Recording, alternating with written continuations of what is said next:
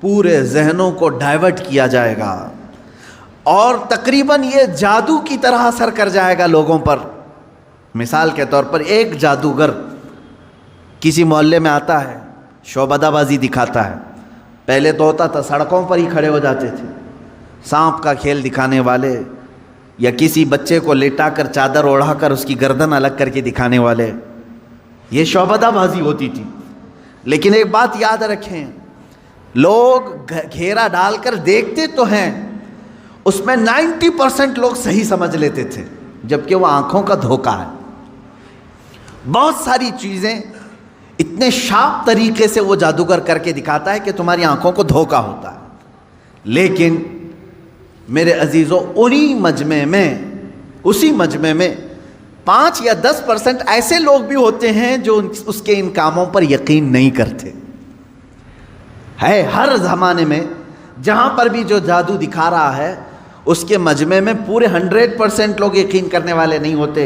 چند لوگوں کے دلوں میں شک ہوتا ہے، کچھ تو اس نے گڑبڑ کیا ہے۔ اب یہ وہ لوگ ہوتے ہیں ان کے اوپر جلدی جادو اثر نہیں کرتا۔ اسی طرح میرے عزیزو، آج کے زمانے میں یہ جو دجالی نظام قائم ہے، اس کا اثر بھی بھولے بھالے لوگوں میں تقریباً ہو جاتا ہے، لیکن سلیم فطرت والے جو عقل سلیم رکھتے ہیں ان پر ان کا جادو اثر نہیں کرے گا۔ اب آپ سب کو میں پہلے سے آگاہ کر رہا ہوں، قرآن کا چیلنج ہے کہ یہ پوری دنیا میں غالب آ کر رہے گا، غالب آ کر رہے گا، اور قرآن کی کوئی بات جھوٹ ہو نہیں سکتی۔ اسلام غالب آئے گا پوری کائنات پر۔ سب سے بہتر، سب سے برتر جو دین کہلائے گا دنیا میں وہ اسلام ہوگا، کیونکہ یہی دین حق ہے جس کے متعلق قرآن پاک نے ارشاد فرمایا۔ اب یہ کب غالب آئے گا، کیسے غالب آئے گا؟ رسول پاک صلی اللہ تعالیٰ علیہ وسلم تشریف لائے تھے تو صرف مکہ والوں میں یہ دین کا پرچار کرنا مقصد نہیں تھا، بلکہ یہ دین عالمی ہے، آفاقی مذہب ہے، ہر کونے کونے تک پہنچانا یہ مقصد رہا ہے۔ اسی لیے رسول پاک صلی اللہ تعالیٰ علیہ وسلم نے مدینہ طیبہ ہجرت فرمانے کے بعد کچھ خاص صحابہ کو سفیر بنایا اور خط لکھے بادشاہوں کے نام، کسریٰ کے نام پر، شاہ مقوقس کے نام پر، روم کے بادشاہ کے نام پر یہ خطوط لکھے گئے، اور صحابہ لے کر پہنچے بھی، اور ان کے درباروں میں بادشاہوں کو ڈائریکٹ انہوں نے اسلام کی دعوت دی۔ کون؟ صحابہ اکرام نے، اور کہا اسلم تسلم، اسلام لاؤ امن پا جاؤ گے۔ چھوٹی گلیوں میں نہیں، صحابہ نے براہ راست کس پہ تبلیغ کیا؟ بادشاہوں پر۔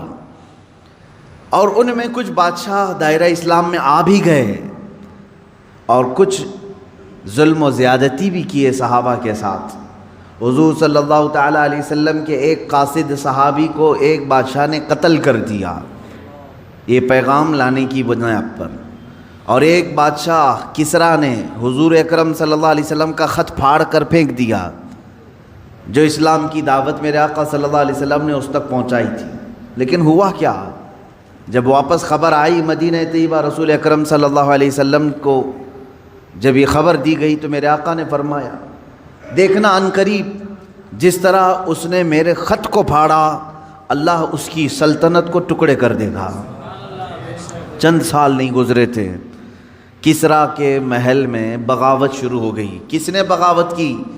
خود اس کے گھر والوں نے، اس کے بیٹوں نے، یہاں تک کہ بادشاہ کو قتل کر دیا گیا۔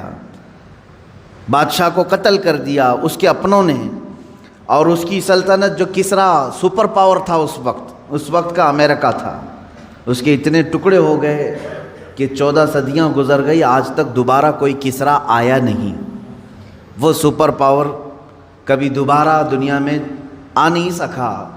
عزیزان گرامی وقار، رسول پاک صلی اللہ تعالیٰ علیہ وسلم نے پورے دنیا میں اسلام کی تبلیغ کے لیے صحابہ کو بھیجا، حتیٰ کہ ہم ہندوستان میں ہیں، یہاں سے لے کر عرب شریف جو ہے مکہ یا مدینہ طیبہ 4000 کلومیٹر سے لمبا فاصلہ ہے۔ آج تو پلین اڑ کر کے گھنٹوں میں ادھر سے ادھر ہو جائے گی۔ اس وقت میرے آقا صلی اللہ تعالیٰ علیہ وسلم کی حیات طیبہ میں ہی سن 8 ہجری میں ہی چند صحابہ کی جماعت ہندوستان بھی آئی اور اسلام کی دعوت یہاں پر انہوں نے پیش کیا۔ یہ کیرلا کی سرزمین سے اسلام کی دعوت شروع ہوئی اور دیکھتے ہی دیکھتے پورے ہند میں بھی پھیلی۔ چند سالوں کے بعد محمد بن قاسم آئے، ان کے ذریعے سے اسلام کی دعوت اور پھیلی۔ ان کے بعد اور تابعین آئے، پھر سرکار غریب نواز تشریف لائے اور ان کے ذریعے سے اسلام کی تبلیغ میں کافی اشاعت ہوئی۔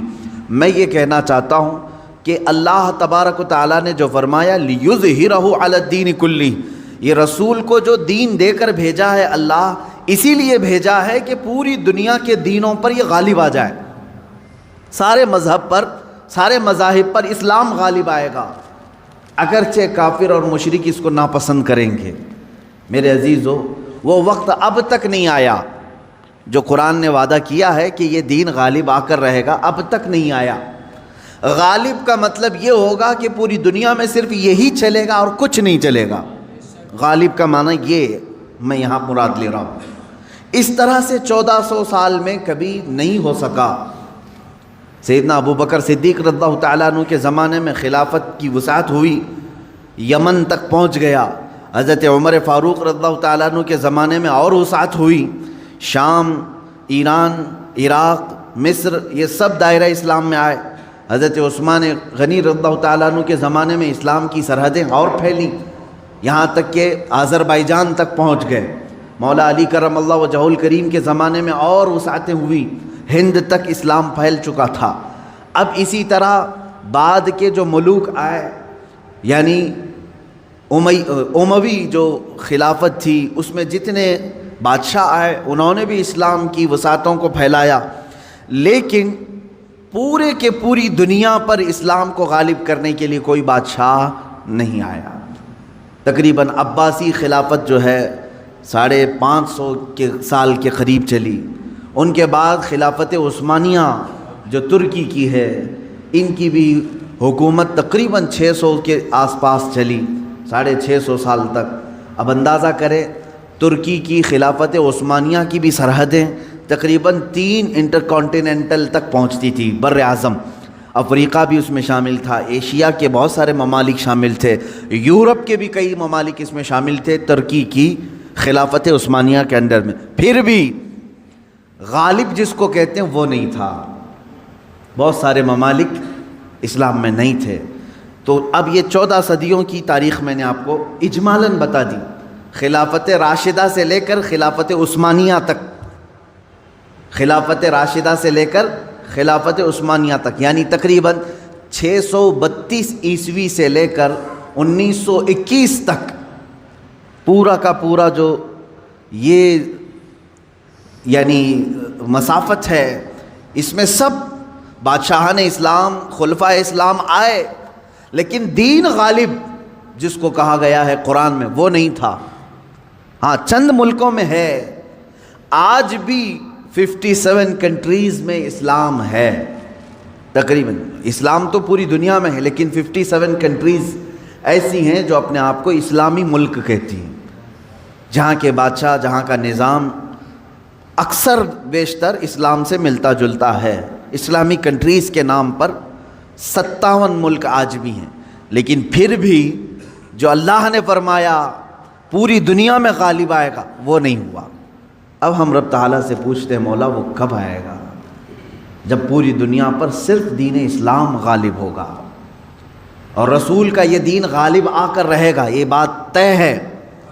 جب اللہ نے فرمایا تو ہونا ہے۔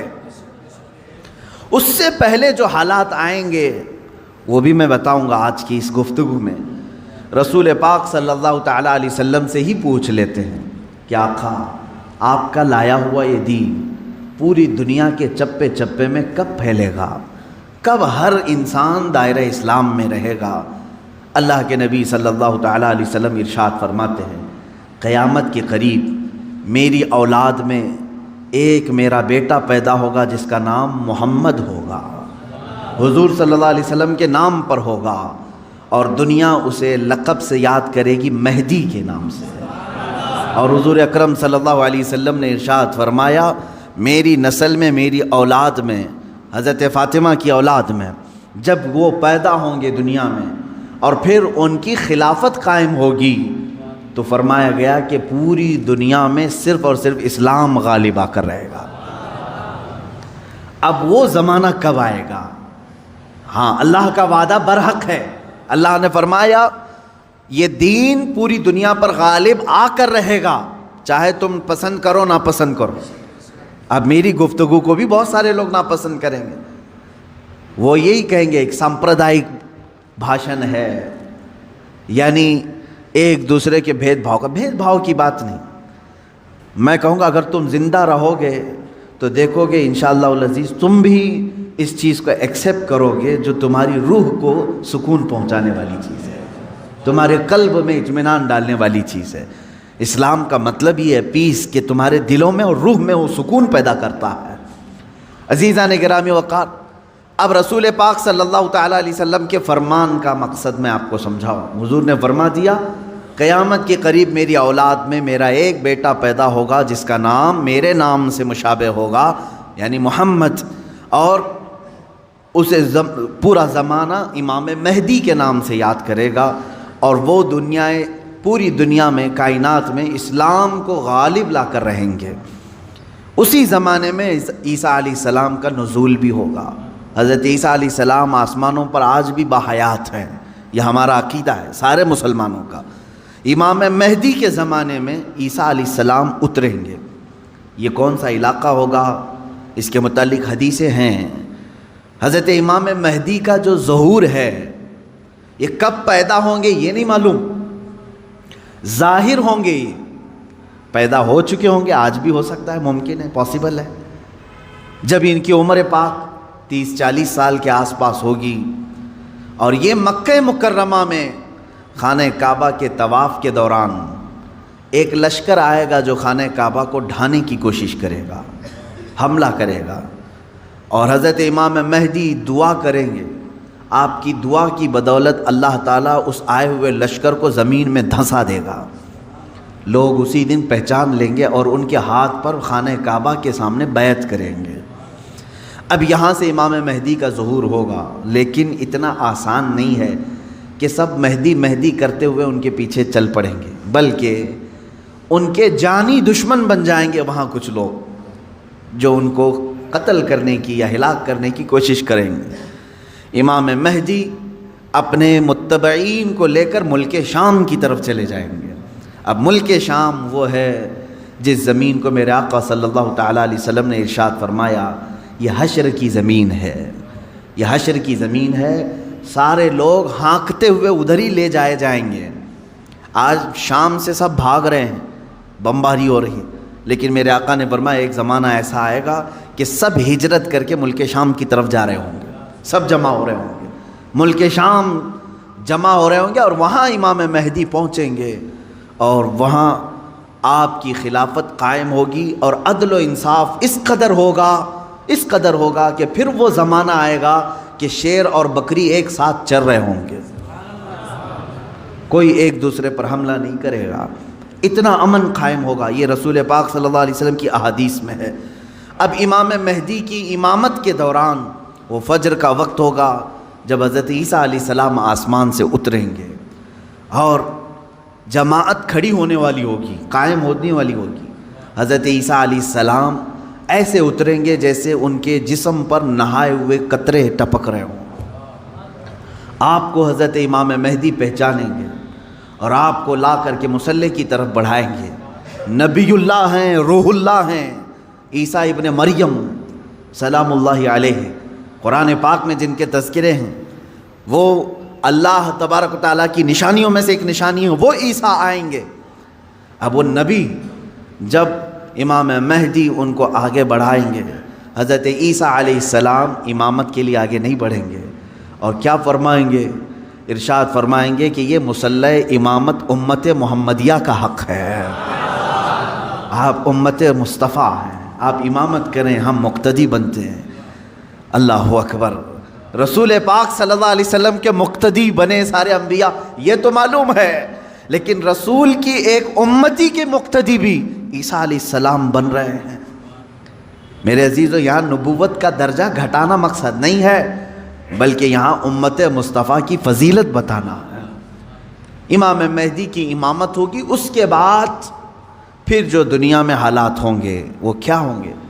دجال آ چکا ہوگا اور دجال اپنے فتنے پھیلا رہا ہوگا، اور اب دجال کو کون مارے گا، کون ختم کرے گا؟ سارے لوگ پریشان ہو چکے ہوں گے، قتل عام کر رہا ہوگا لوگوں کو، ایمان والوں کا۔ جو اسے خدا کہے اسے چھوڑ دے، اور جو اسے خدا نہ مانے اسے دونوں پیر پکڑ کر چیر دے یا گرم کھولتے ہوئے تیل میں ڈال دے، ظلم و ستم کی حد کر دے گا۔ کچھ لوگ ڈر کر کے کفر کر دیں گے، شرک میں مبتلا ہو جائیں گے، اور کچھ ایمان پر قائم رہیں گے، لیکن یہ زمانہ زیادہ دن تک نہیں چلے گا۔ حضرت عیسیٰ علیہ الصلاۃ والتسلیم کے نزول کے بعد عیسیٰ علیہ السلام کی جہاں تک خوشبو جائے گی یا ہوا انہیں مس کر کے نکل رہی ہوگی، تو وہ ہوا دجال کو جیسے لگے گی وہ پگھلتا جائے گا، جیسے موم آگ کی گرمی سے پگھلتا ہے، دجال عیسیٰ علیہ الصلاۃ والتسلیم کی دوری کی ہوا سے ہی پگھل رہا ہوگا۔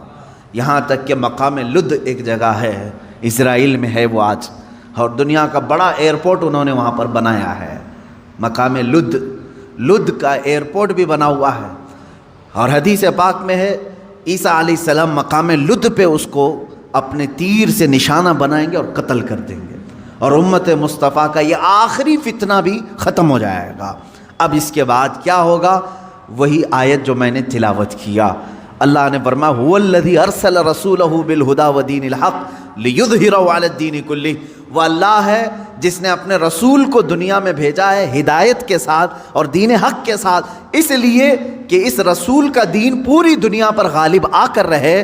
اب یہ دین غالب آئے گا دجال کے خاتمے کے بعد امام مہدی کے ہاتھوں سے۔ ہر ملک یا ہر سلطنت جہاں کہیں تخت ہوگا وہاں پرچم صرف اسلام کا لہرا رہا ہوگا۔ وہ زمانہ آئے گا، وہ غالب ہو کر رہے گا دین، اور اللہ رب العزت نے یہ ارشاد فرمایا ہے کہ تم پر کسی اور کو پھر اللہ غلبہ نہیں دے گا۔ یہ زمانہ بھی کافی سال تک چلے گا، لیکن اس غلبہ اسلام سے پہلے کیا کیا ہونا ہے وہ بھی تو ہمیں جاننا ضروری ہے۔ آج کے وہی حالات ہیں جو مجھے اس گفتگو پر آمادہ کر رہے ہیں۔ میں نے بات تو کہہ دی، آپ کو حدیث کی روشنی میں بتا دیا کہ اسلام غالب آئے گا پوری کائنات پر دجال کے خاتمے کے بعد اور امام مہدی کے ہاتھوں سے۔ اب یہ دو بڑی نشانیاں حضور نے فرمائی، ایک تو حضور کی آل میں سادات میں امام مہدی پیدا ہوں گے، دوسرے کہ دجال آئے گا۔ یہ دونوں کا زمانہ ایک ہے۔ یہ کب ہوگا؟ کیا اس سے پہلے کچھ نشانیاں ہیں کہ دجال آنے والا ہے؟ میرے عزیزو، ہم سے زیادہ نشانیاں یہودی پڑھ کر کے انتظار میں ہیں، عیسائی پڑھ رہے ہیں۔ ایک بات یاد رکھیں، دجال کے دشمنوں میں ہم ہیں اور عیسائی ہیں۔ وہ دجال کو اپنا دشمن سمجھتے ہیں عیسائی، وہ اینٹی کرسٹ ہے، عیسائیوں کا بھی وہ دشمن ہے، لیکن یہودی اس کو اپنا مسیحا سمجھتے ہیں۔ وہ کہتے ہیں ہمیں نجات دلانے والا، ہمیں پوری دنیا میں غالب کرنے والا۔ جیسے آج ہم حدیث پاک پڑھ کر کے کہہ رہے ہیں امام مہدی آئیں گے اور پوری دنیا میں اسلام غالب ہوگا، یہودی یہ کہتے ہیں لوسیفر آئے گا یا دجال آئے گا، جس کو وہ مسیحا کہہ رہے ہیں، اور وہ ان کو نجات دلائے گا سارے ظلموں سے اور پوری دنیا میں ان کی حکومت قائم کرنے میں ان کی مدد کرے گا۔ اور اس لیے دجال کے آنے سے پہلے جو جو نشانیاں ہونی ہیں یہ یہودی خود کر کے دکھا رہے ہیں۔ کیا ہے؟ بڑی مقدس کتابوں میں یہ باتیں لکھی گئی ہیں۔ دیکھنا دجال کے آنے سے پہلے دنیا میں ایک بڑی علامت یہ ظاہر ہوگی کہ دنیا حق کو باطل بنا کر پیش کرے گی اور باطل کو حق بنا کر پیش کرے گی۔ یہ ہے آج، سچ کو جھوٹ میں تبدیل کر کے دکھا دیا جائے، شعبدہ بازی، اور اچھے خاصے لوگ بھی، پڑھے لکھے لوگ بھی اس کو جھوٹ سمجھنے لگ جائیں، یعنی سچ کو جھوٹ بنانا اور جھوٹ بات کو سچ سمجھانا، یہ اس کام میں اگر سب سے زیادہ مہارت کسی کو ہے تو یہ دجالی میڈیا کو ہے۔ میڈیا آج دجال کے آنے کے راستے ہموار کر رہی ہے، اور خود عالمی میڈیا کی بات کر رہا ہوں میں، پوری دنیا کی میڈیا اس میں ملوث ہے۔ ذہنوں کو ڈائیورٹ کر دینا، اصل مدے سے بھٹکا دینا، یہ کام کون کر رہا ہے آج سب سے زیادہ؟ میڈیا کر رہی ہے۔ میرے عزیزو، سچ بات کو جھوٹ بنا کر پیش کرنا یہ دجال کے آنے سے پہلے ہوگا، اور کثرت سے ہوگا، کثرت سے ہوگا۔ یوں سمجھ لیں ایک پرہیزگار متقی شخص کو لا کر کھڑا کر دیا جائے گا اور اسے 100 لوگ بولیں گے یہ چور ہے، چور ہے، چور ہے، اور دنیا سمجھنے لگے گی کہ ہاں شاید چور ہے، دنیا سمجھنے لگ جائے گی۔ یعنی تقریباً 90% لوگ ان کی باتوں پر یقین کرنے لگ جائیں گے کہ شاید یہ چور ہے، شاید یہ چور ہے۔ اور اسی طرح کسی ظالم منحوس چور کو لا کر کے وہ کھڑا کریں گے اور کہیں گے یہ پرہیزگار ہے، یہ پرہیزگار ہے، یہ پرہیزگار ہے، اور دنیا اس کو پرہیزگار سمجھنے لگ جائے گی۔ کیا یہ دونوں چیزیں آج کرنے کے لیے پوری social media, internet, news channel نہیں ملوث ہیں اس میں؟ چوروں کو حکومت پر بٹھا کر کے ان کی فضیلت بیان کرنا ہندوستان سے زیادہ ہمیں کہاں نظر آئے گا؟ سب سے زیادہ ہمیں یہاں نظر آتا ہے جو پورے کے پورے ملک کو گبن کر کے بیٹھے، اسے مسیحات اور اسے لوگوں کا ایسا بے کسوں کا کس جس کو کہا جائے ایسا بنا کر پیش کرنا، یہ میڈیا کا رول ہے۔ عزیزان گرامی وقار، پورے ذہنوں کو ڈائیورٹ کیا جائے گا اور تقریباً یہ جادو کی طرح اثر کر جائے گا لوگوں پر۔ مثال کے طور پر ایک جادوگر کسی محلے میں آتا ہے، شعبدہ بازی دکھاتا ہے۔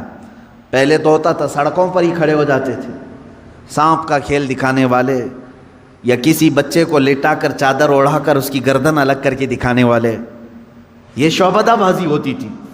لیکن ایک بات یاد رکھیں، لوگ گھیرا ڈال کر دیکھتے تو ہیں، اس میں 90% لوگ صحیح سمجھ لیتے تھے، جبکہ وہ آنکھوں کا دھوکہ ہے۔ بہت ساری چیزیں اتنے شارپ طریقے سے وہ جادوگر کر کے دکھاتا ہے کہ تمہاری آنکھوں کو دھوکہ ہوتا ہے۔ لیکن میرے عزیزو، اسی مجمع میں 5 یا 10% ایسے لوگ بھی ہوتے ہیں جو اس کے ان کاموں پر یقین نہیں کرتے۔ ہے ہر زمانے میں جہاں پر بھی جو جادو دکھا رہا ہے اس کے مجمع میں پورے 100% لوگ یقین کرنے والے نہیں ہوتے، چند لوگوں کے دلوں میں شک ہوتا ہے کچھ تو اس نے گڑبڑ کیا ہے۔ اب یہ وہ لوگ ہوتے ہیں جن کی عقل سلیم ہوتی ہے اور دل پاک ہوتا ہے، ان کے اوپر جلدی جادو اثر نہیں کرتا۔ اسی طرح میرے عزیزو، آج کے زمانے میں یہ جو دجالی نظام قائم ہے اس کا اثر بھی بھولے بھالے لوگوں میں تقریباً ہو جاتا ہے، لیکن سلیم فطرت والے جو عقل سلیم رکھتے ہیں ان پر ان کا جادو اثر نہیں کرے گا۔ اب آپ سب کو میں پہلے سے آگاہ کر رہا ہوں، اپنے ذہن کو، اپنے عقل کو سلیم بنا کر کے رکھو۔ یہ کیسے رہے گا؟ اللہ کی باتوں پر یقین رکھو، اور اس کے علاوہ جو بھی کہے گا، اللہ اس کے رسول کے علاوہ جو بھی کہے گا وہ سچ بھی ہو سکتا ہے، جھوٹ بھی ہو سکتا ہے، مگر میرے مولا کے قول میں جھوٹ کی طرف شائبہ بھی نہیں، سچ ہی ہوگا۔ جب تمہارے ذہنوں میں یہ بات آئے گی تو پھر تم دنیا کو 100% ایمان لانے والے، یقین کرنے والے نہیں رہیں گے۔ آج دیکھ رہے ہیں آپ، میں مسلسل پچھلے 1 ہفتے سے دیکھ رہا ہوں، فرانس میں جو گستاخی ہوئی اور اس کے پاداش میں جو کچھ بھی حالات ہوئے سب کو معلوم ہے۔ فرانس میں جو کچھ ہوا اس پر ڈیبیٹ انڈیا میں بھی چل رہا ہے، ہندوستان کے ہر نیوز اینکر اس کو لے کر کے گرما گرم بحث کر رہے ہیں، اور کچھ ایسے لوگوں کو لا کر بٹھایا جاتا ہے، مجھے ان کے بارے میں معلوم نہیں، وہ پیڈ ہوتے ہیں یا بکے ہوئے ہوتے ہیں، یا ان کو اسکرپٹ یعنی سکھائی جاتی ہیں، لکھ کر کے دیے جاتے، پتہ نہیں کون لوگ بیٹھتے ہیں۔ آپ کو عام لوگ ہیں آپ، مجھے معلوم ہے، لیکن میں آپ کے سامنے گفتگو کر رہا ہوں، سنیے۔ ایک اسکول کا ٹیچر بلیک بورڈ پر کارٹون بناتا ہے رسول پاک صلی اللہ علیہ وسلم کا، اس کی شکایت بھی ہوتی رہی لیکن وہ باز نہیں آیا۔ اور اسی علاقے کا کوئی ایک نوجوان اس سے برداشت نہیں ہوا، اس نے جا کر کے اس کا سر قلم کر دیا۔ یہ ہے، معلوم ہے آپ کو، یہ رپورٹ ہے، آپ کو معلوم ہے۔ اس نے سر قلم کر دیا، وہ اس کا اپنا پرسنلی معاملہ تھا، عبداللہ شیشانی جو بھی ہے۔ اب اس کو کیا چھوڑ دیا؟ لوگوں نے چھوڑ دیا عبداللہ کو، بلکہ اسی وقت گولیوں سے بھون دیا فرانس کی پولیس نے، ختم کر دیا۔ دونوں ختم ہو گئے، جن کے دونوں کے معاملات تھے وہ چلے گئے۔ اب میں ایک جملہ کہتا ہوں، تمہارے نزدیک عبداللہ شیشانی ٹیررسٹ ہے، یعنی اس نے سر قلم کیا اس لیے یہ ٹیررسٹ ہے۔ ہمارے نزدیک رسول کا خاکہ بنانے والا سب سے بڑا ٹیررسٹ، ظاہر سی بات ہے۔ اب فیصلہ یہی ہوگا، تمہارے نظر میں جو ٹیررسٹ تھا اس نے اس کو قتل کیا جو ہمارے نظر میں ٹیررسٹ تھا۔ بہرحال یہ معاملہ ہو گیا یا ختم ہو گئی بات۔ لیکن میرے عزیزو، اس واقعے کے بعد فرانس کی حکومت کو کسی ایک کی طرفداری کر کے گورنمنٹ بلڈنگوں پر حضور پاک صلی اللہ علیہ وسلم کے خاکے لگانے کا کیا مقصد تھا؟ حکومت کسی ایک ویکتی کے، ایک پرسنل شخص کی حمایت کرتے ہوئے اور گورنمنٹ کی بلڈنگ پر بڑی سائز میں حضور پاک صلی اللہ علیہ وسلم کی تصویر لگا رہی، یعنی کارٹون بنا کر کے۔ کارٹون در حقیقت یہ گالی کی صورت ہے، آدمی صاف گالی نہیں دے سکتا تو اس کی صورت بگاڑ کر کے کہیں لکھ دے، حضور پاک صلی اللہ علیہ وسلم کو انہوں نے کیا۔ اب پوری دنیا بھر کے مسلمانوں میں جو غصہ ہے میرے عزیزو، یہ قتل جو ہو چکا تھا وہ 8 دن پہلے ہو گیا، 10 دن پہلے ہو گیا، معاملہ ختم ہو گیا۔ اس قتل پر کسی نے احتجاج نہیں کیا، کہیں ہے کہ پروٹیسٹ نہیں ہوا تھا۔ پوری دنیا بھر کے مسلمان جو راستوں پر آئے یا پروٹیسٹ کیے، کس کے متعلق؟ فرانس کی حکومت نے جو یہ غلطی کی ہے، اپنی عمارتوں پر، گورنمنٹ کی بلڈنگوں پر جو رسول پاک کے خاکے لگائے، اس کے خلاف پوری دنیا بھر کے مسلمانوں کو غصہ ہے اور سب آئے۔ یہ بات صاف صاف میں بتا رہا ہوں آپ کو، سنیے۔ آپ کا میرا غصہ بھی کس پر ہے؟ دیکھیں، ٹیچر کا معاملہ ختم ہو گیا، اس نے کیا تھا، سامنے والے نے مار دیا، وہ معاملہ ختم ہو گیا، وہاں ختم ہو گئی چیز۔ اور جس نے قتل کیا اس کو بھی تم لوگوں نے نہیں چھوڑا، وہ بھی اس کو بھی گولیوں سے مار دیا، معاملہ ختم۔ لیکن ایک گورنمنٹ کا بلڈنگ پر اس طرح سے تصویریں لگانا، یہ در حقیقت پوری دنیا کے مسلمانوں کو جھنجھوڑنا تھا، پوری دنیا کے مسلمانوں کے دلوں پر ضرب لگانا تھا۔ اب ہم پروٹیسٹ کیے، آپ پروٹیسٹ کیے، ہم نے کہا، لیکن ہندوستان میں آنے کے بعد اب دجالی نظام کی جو میڈیا ہوتی ہے یہ کیا کرتی ہے؟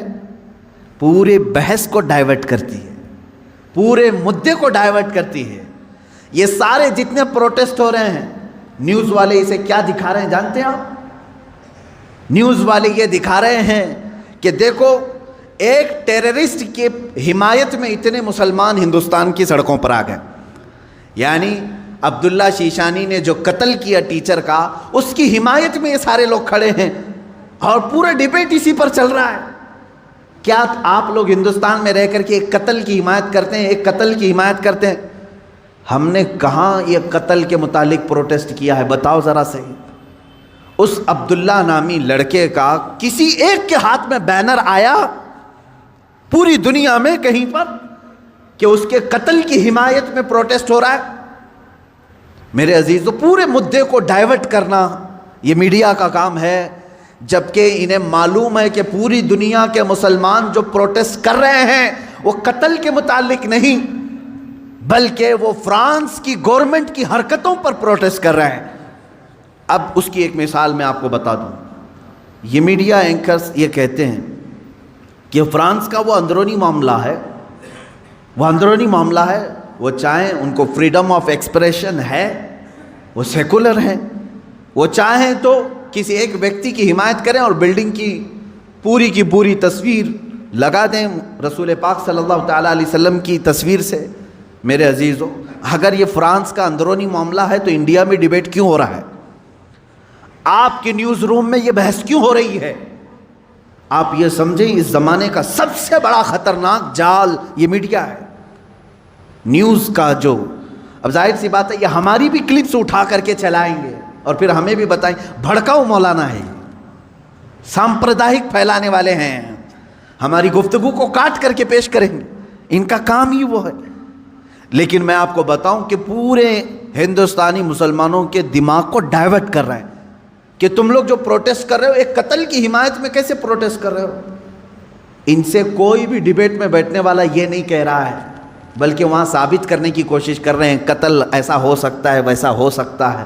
میرے عزیز، یہاں کہنا تو یہ چاہیے تھا قتل ہوا اور اس کے مقابل میں جس نے قتل کیا اس کا بھی قتل ہو گیا، ہم اس مدعے پر بات نہیں کر رہے ہیں، ہم تو گورنمنٹ کے خلاف بات کر رہے ہیں جو فرانس کی حکومت نے اپنی عمارتوں پر میرے آقا کی تصویر کشی کی ہے، ہم اس کے خلاف کھڑے ہیں۔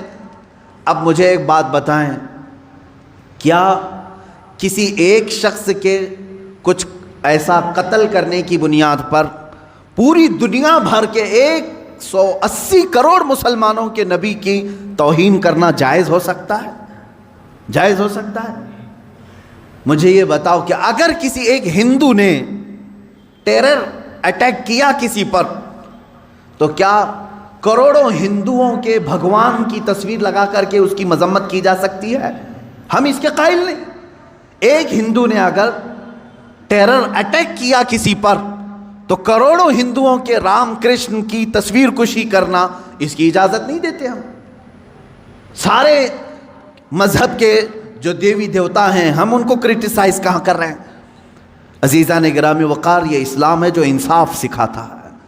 اگر کسی ایک کے ساتھ کچھ معاملہ ہوا ہے تو اس کے پورے گھر کو لے کر کے نہ گرفتار کرو، اس کے پورے دین پر انگلی نہ اٹھاؤ۔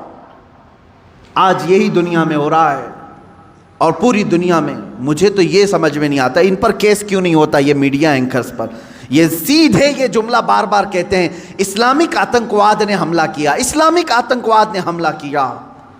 جانتے ہیں آپ کبھی ان لوگوں نے نیوزی لینڈ میں ہونے والے اس حملے کو عیسائی آتنکوادی کہا تھا جو ایک ظالم وحشی نے بندوق سے 60-70 مسلمانوں کو جو نماز میں تھے قتل کر دیا، شوٹ کر دیا؟ کیا آپ کو نہیں معلوم اس وقت یہ میڈیا والوں نے کیا عیسائی آتنکواد کہا تھا، کرسچن ٹیررزم کہا تھا؟ کیا ہندوؤں میں سے کوئی ایسا اٹیک نہیں کیا آج تک؟ میرے عزیزو، یہاں ہندوستان میں تو تاریخ بھری پڑی ہوئی ہے۔ عبداللہ شیشانی جو تھا اس کو برداشت نہیں ہوا، اس نے سامنے والے پر حملہ کر دیا۔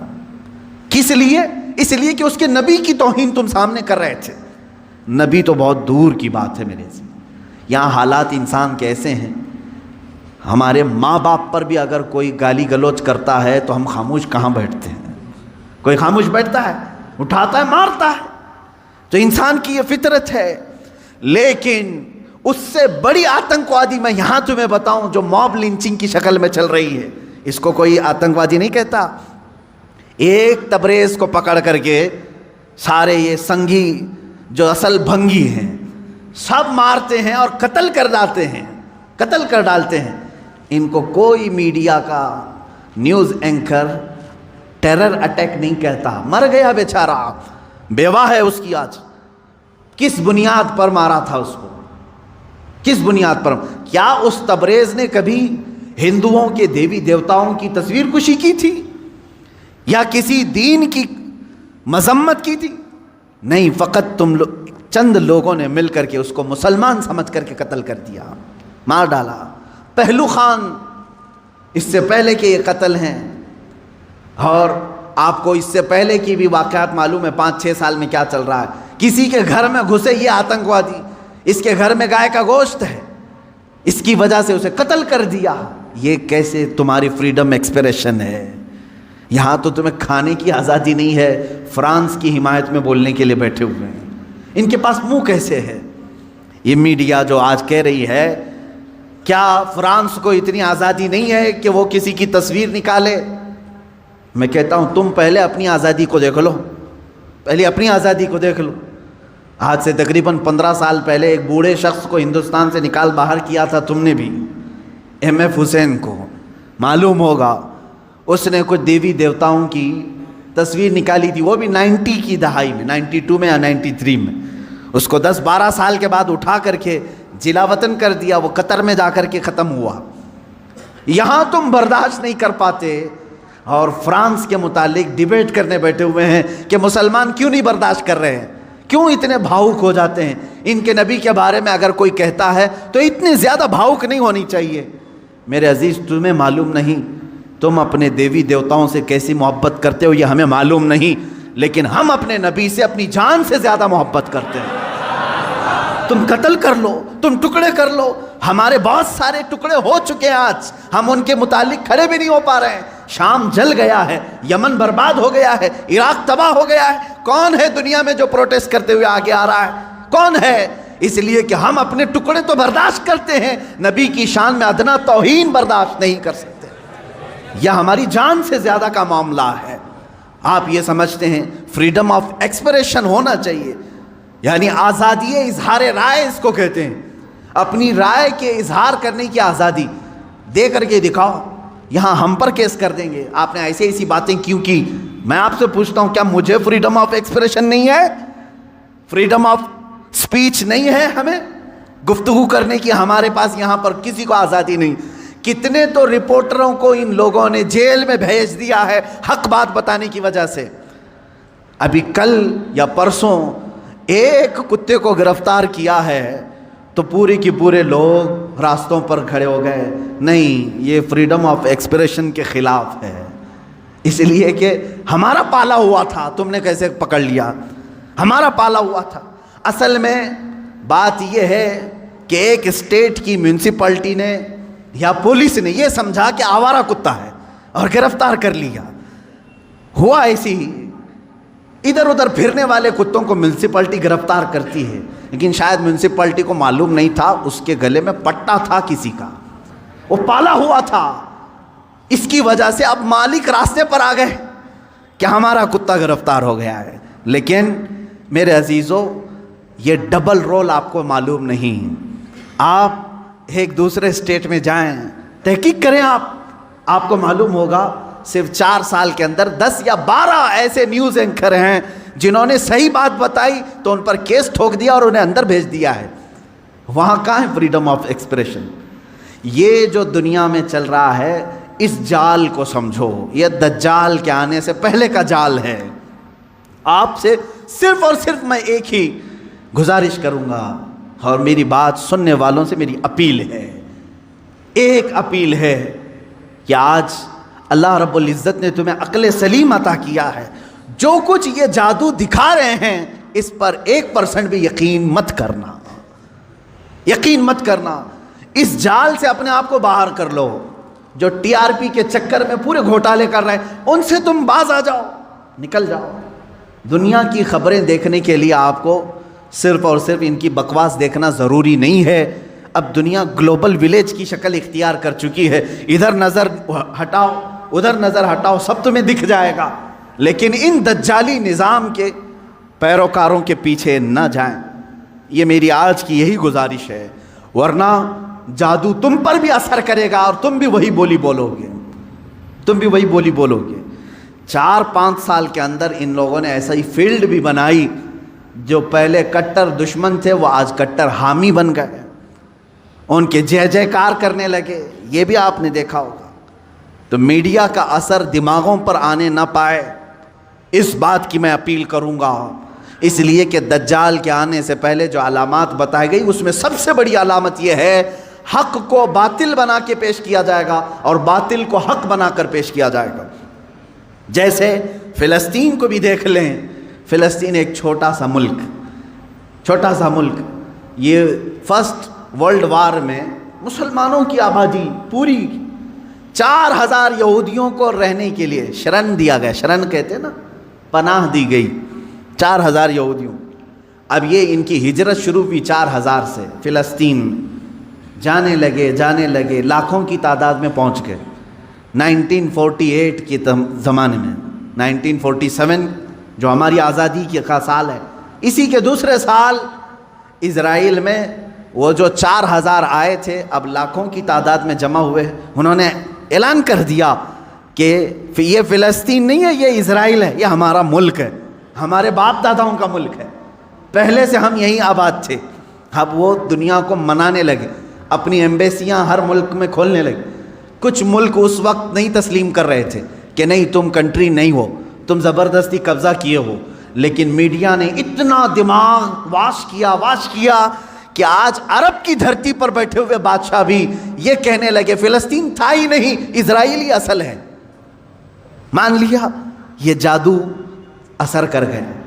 آج متحدہ عرب امارات بھی کہتا ہے کہ اسرائیل ایک کنٹری ہے، ہم اس کو تسلیم کرتے ہیں۔ سعودی نے بھی تسلیم کر لیا ہے، جارڈن تو بہت پہلے سے تسلیم کیا ہوا ہے، مصر تسلیم کیا ہے، اب سوڈان کی باری ہے۔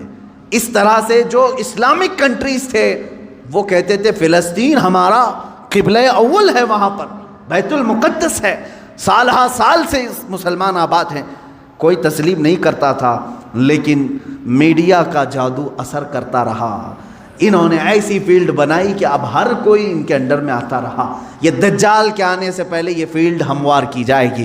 اب مسلمانوں، آپ اپنے ذہن کی خبر لو، اپنے دماغ کی خبر لو، کیا ان کی بنائی ہوئی فیلڈ پر تم بھی اپنا دین بیچ کر کے ان کی جے جے کار کرو گے، یا پھر رسول پاک کے لائے ہوئے دین پر برقرار رہو گے؟ اپنے ذہن کی خبر تم خود لے لینا۔ دنیا جو دکھا رہی ہے میں اس کو ایکسیپٹ کر لوں گا۔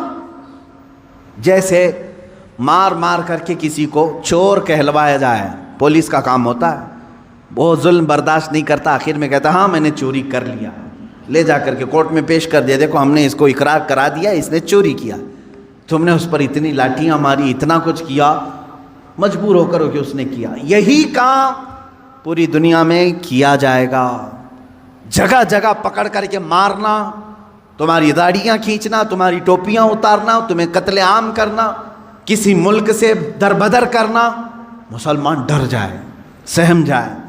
اور یہ جو بولی بول رہے ہیں کہ تم آتنکواد ہو، تم ان کے ظلم کو برداشت نہ کر پا کر کے یہ کہنے لگ جاؤ گے کہ ہاں صحیح میں یہ مسلمان آتنکواد ہیں۔